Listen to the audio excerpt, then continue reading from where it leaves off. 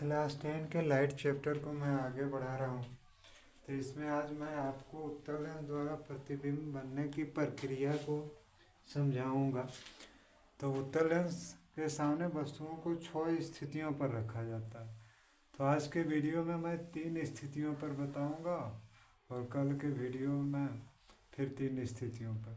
तो वस्तु को कहाँ कहाँ रखा जाता है यहाँ से पहले समझिए। 6 स्थिति, जैसे ये लेंस है, ये प्रकाशिक केंद्र है। यहाँ अगर कोई वस्तु रहेगा तो वो अनंत पर होगा, उससे थोड़ा नज़दीक आएगा तो 2f1 से परे होगा। 2 हुआ, तीसरा में 2f1 पर, चौथा में 2f1 और f1 के बीच, पांचवा में f1 पर और छठा में f1 और प्रकाशिक केंद्र के बीच।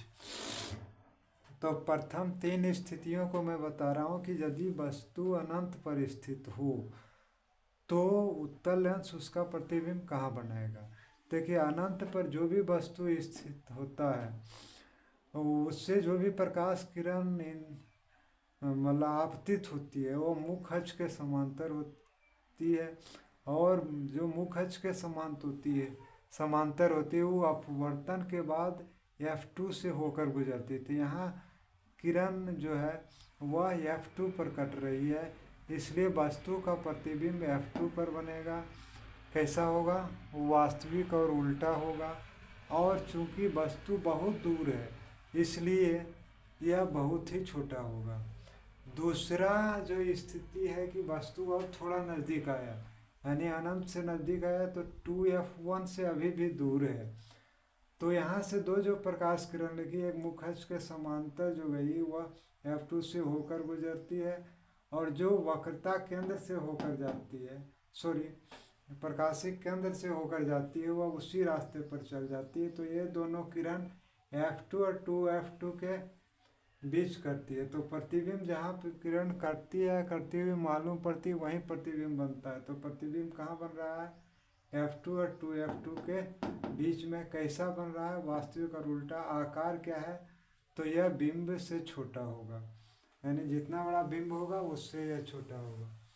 और तीसरा स्थिति है कि बिंब अवर जो है वह 2f1 पर है, जिसको हम लोग दर्पण में वक्रता त्रिज्या कहते थे।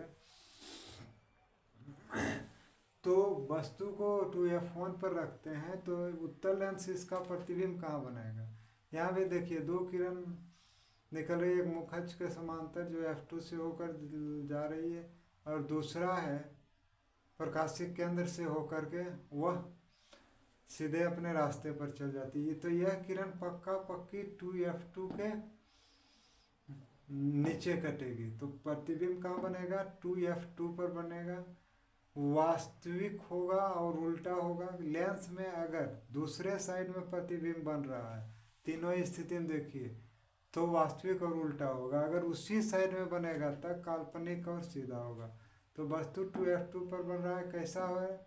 वास्तविक और उल्टा है। अब याद रखिएगा, ई भी एक निश्चित बिंदु है कि वस्तु 2f1 पर रहेगा तो उसका प्रतिबिंब 2f2 पर बनेगा, तो सेम आकार का बनेगा। जितना बड़ा बिंब रहेगा उतना बड़ा ही प्रतिबिंब भी बनेगा। मैं आपके लिए प्ले लिस्ट भी तैयार किया हूँ ताकि आपको पूरे चैप्टर की समझ एक बार में आता जाए। लगभग अभी ये जो 10th का लाइट चैप्टर है अभी तो कंप्लीट होने में बाकी है, लेकिन लगभग 20 के करीब वीडियो इसमें छोटा छोटा डाल चुका हूँ। प्लीज़ लाइक और सब्सक्राइब कीजिएगा।